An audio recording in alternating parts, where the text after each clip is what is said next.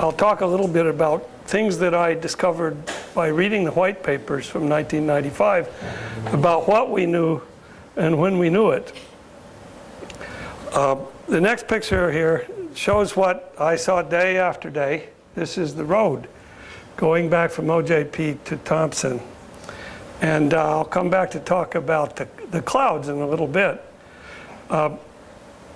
We were up there putting up these towers, going back and forth for many weeks, and we would go for refreshments, sometimes in the evening, never to excess. And people would ask what we were doing, and some folks would go to elaborate explanations. We are doing this remote sensing, direct measurement things, and finally one day, Patrick Krill says, you know what we're doing? It's UFOs. We're trying to contact UFOs. Instantly, the entire town believed that. So, UFOs, so it was. My team, most of my team is here, Kathy Moore and Ricardo Sakai. Part of what I'm going to talk about was alluded to by Steve earlier. There were a number of complaints about the awful bugs that were there, but we had just come from a couple years before in Shefferville. We'd been there, and when the 5 people were in Kansas, we were down in the Amazon pretending that we knew what we were up to with this eddy flux stuff. In 1995, there was this science team meeting, I forget where it was, and an awful lot of conclusions were made there. I put the red thing around. Clouds have a major impact on the positive feedback between surface conductance and the atmospheric boundary layer, but everything else is equally bland and hard to argue with. And this is what kind of guidance we were offering ourselves. Well, I came to some meeting, it was, I believe, in '92 in New Hampshire, and that's the first time I ran into Forrest and Piers. And Piers, this is the way I saw it. Can I make a little thing there? There we go. Yeah, so I was coming from having been up trying to learn about this eddy covariance stuff. And Piers looks right at me and he says, well, now we're going to do real science. What you guys have been doing is Boy Scout science. And that really ticked me off. You know, I didn't know Piers from Adam. But over the last 20 years, I've had occasion to ponder this Boy Scout science thing. And it turns out that that's not quite right. I'm from the Wabash Valley, and I'm not organized enough to be a Boy Scout scientist. And I'm going to go through that a little bit, but the thing that Steve pointed out I think is extremely important. We came into Boreas saying we need to do these long-term continuous measurements, and we're just about able to do it. The gadgets were just about competent in it. And we were confronted with a plan was that you would have intensive operating periods. And as a person who drove a van from Albany, New York to Thompson, up 3 times and back 3 times, I can tell you I wasn't in favor of this. I did this in '93, '94, and '96, and my colleagues were part of this too.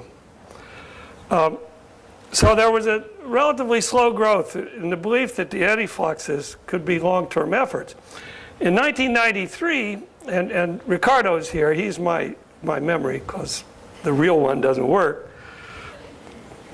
But he remembers we had lunch with other members of the Boreas team who were all well known in the field, Shashi Verma and Dennis Baldacci, and that was when I realized that the people organizing this project were going to proceed from shouting match to shouting match until we got it right. And at that meeting, as Ricardo tells me, Dennis argued against me. He says, you can't do these things long term. And 2 years later, he founded the FluxNet. So I don't know if Ricardo made this argument, or it was in the air and it was going to happen anyway. But I'm going to choose to believe that we were the reason. And it's a good thing too, but I would like to say that that's the subsequent development of the FluxNet owed a lot to the team, both from Fife and from Boreas, plus the interaction of us rough-hewn people that didn't know any better not to try it. And I'm pleased with how it came about, but I'm not part of the subsequent development of that because of this aleatoric hillbilly component to my personality. So I am then arguing that Boreas played a role in birthing FluxNet. And if you go to the Wikipedia, they'll say it happened at some meeting in Italy. And oops, I want to go back. How do I do that like that? Yeah. I want to go back and say that, I wish I would stop that. The Boy Scouts get merit badges, and they move forward accomplishing tasks that are set for them. But there's another part to it. Anybody who's done scientific work of any kind knows that you sometimes discover things by accident, and that's the aleatoric part. So, because Piers was making fun of me, I presented him with this bag of freeze-dried ice cream, because he was supposed to be an astronaut, but he was in the Cessna. And I'm happy, this is him getting his award. Forrest took this photograph. And then 2 years later, whoops, Piers gave me back the Truth and Jest Award after he'd been selected to be an astronaut. That's the last award I ever got, but it's the most important one. Now, back to this white paper where many of us here are culpable in this. One of us may or may not be willing to take responsibility for this quote. Were we more intellectual then, or is this bullshit? I don't know. Teleology, Darwinists, the Dawkins faction, and more data. The conclusion, which we all heartily agreed with, more data for a different kind of year would help resolve the problem. And that led us to go back into the field. Well, and this fella here just spoke. And here he is sitting down. What is it, counting how many seconds? 32 seconds. Since I drove up there so many times, I would always go to see the Lunder Goose. If you don't know the Lunder Goose, it's because you didn't drive up from Winnipeg too many times. It's the only giant goose in Canada that moves into the wind. There's another one. And this is Kathy and the garden cart that we locked up to keep John from taking. It's still with me, and last week I was transporting stuff from the chicken coop, which indicates a kind of continuity.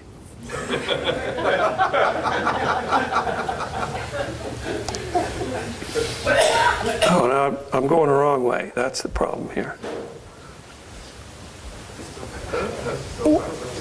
Is it? Oops, there you go. Still good.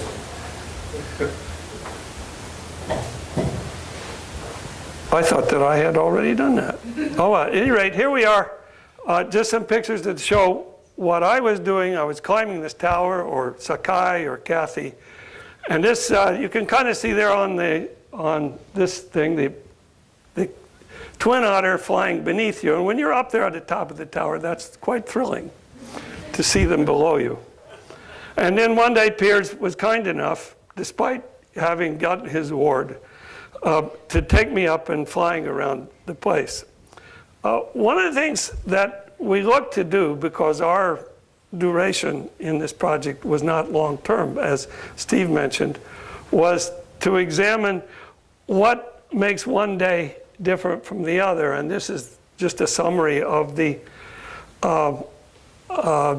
periods over the first year we were there, and it illustrates something that Steve mentioned too, that we weren't there long enough to capture what went on in the winter, and that over the course of days you can see periods where it's sunny and then the clouds build in. And one of the things that got our attention early on was the links between clouds and the boundary layer and the surface fluxes. And I want to say I'm still working on the Boreas data.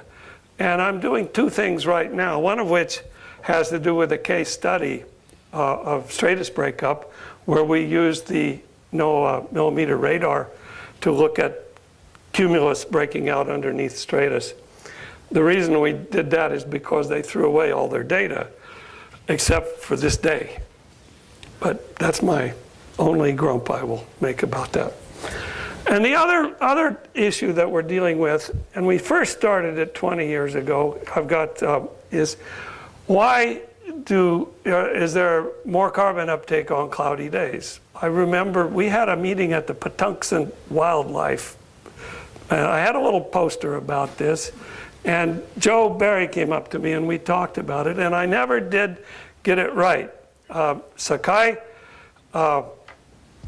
started looking at this at that time, and this is some work that we did in 1995. The issue is now widely represented in the literature. There's hundreds of papers that it's the diffuse radiative component that leads to the additional carbon uptake on partly cloudy days. But it's not so easy to take that apart from the fact that it's fluctuating light. You got the light on, the light off, and how could you take that, how could you undo that? I'll come back to that. This is our early work. We're showing that there is a little bit more uptake, and we saw that also at the Harvard forest. This is the day where whoa, why does it do that? I don't like this. This is the solar radiation. What you see here, here's a stratus deck, and here, bang, bang, bang, bang. What you're getting are cumulus clouds that are popping out underneath, and eventually what it did was transform into convective rolls. And I have a colleague, my colleague at ASRC, Kara Sulia. She was in elementary school when we did this measurement. But she has working with me doing some simulations of this day. This is the one day of radar data that I have. It's a beautiful case. And we're in the process of working that out now. And there's some evidence. You see the CO2 flux maximum on this part. But it's hard to tease these things apart using the eddy flux formulation. When we first started doing this, our friends, the ecologists, say, could you do this a little faster? This hour, this half hour isn't fast enough. Can you just give me the fluxes every second? And, well, of course you can. But you do it a different way than we have been doing it. Oops, this way. You form the ensemble average. And every time the cloud shadow leaves, you've got an experiment. But the trouble is, Boreas may not have been long enough. We're actually doing this with 3 different data sets, the LBA, the Harvard Forest, and Boreas, and we haven't got to the Boreas yet. But we're composing the data, the W prime and the CO2 prime, by time seconds after the shadow left. Then you can do the flux every second. It's this idea, instead of going this way, you measure a certain length of time and you can squeeze that down a little bit, but your accuracy goes to hell. Or you can have 100 or 500 cases, carefully selecting that they're not, that they're comparable, that they're similar. And when you do that, you get this kind of result. 400 cases, the red is the light, and these are the variations. What we call the tea leaf is just the black body temperature. And this happens to be from the Harvard forest, and we've yet to do it for the Boreas data. But over on the right, the top one is the heat flux, the CO2 flux, and the water vapor flux. This is the second And it starts off with 400 cases. That took 4 years, 5 years. But it was enough. And it's there. We're almost there. But this is how we can now tease apart. Here's the light, here's the dark, which is the diffuse radiation. Here's the light, here's the dark.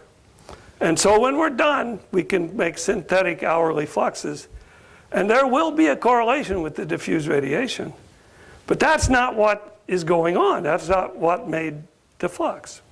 And I think this is something that in all these data sets, the Boreas, the other big projects, we can go back to this. We can mine that data and look at process. And we didn't think that it was there. Now, you're going to get your merit badge, and all those synthesis studies, they're going to get their merit badges. I don't quarrel with it. I wish them well. But I think that there's a lot of riches in these archives that we need to go about. Well, that's this guy here on the tractor had never seen snow till he went in '96 to help me take apart the tower at OJP. And that was the end of our time. You can see that we weren't truly professionals. It was all a bunch of cardboard boxes. But it worked. And if one thing that made it clear to me that the Southern Study Area was the party school is that this is what we had for parties. Smelter Appreciation Night. And some of you may have missed that, but that was it. So aleatoric science, Boy Scout science, and remotely sensible science are not at odds. They're all part of the game. But it just turned out that if you grow up in a Wabash Valley, you don't have any choice. You're going to be in the latter category. And my favorite author talks about that you don't get to serendip by aiming for it. You set out in good fettle somewhere, and that's where you're blown off course. This is not to say to Piers or Forrest that I was blown off course, or if I was, they had something to do with it. But that's what I have to say, and that's all I'm going to say.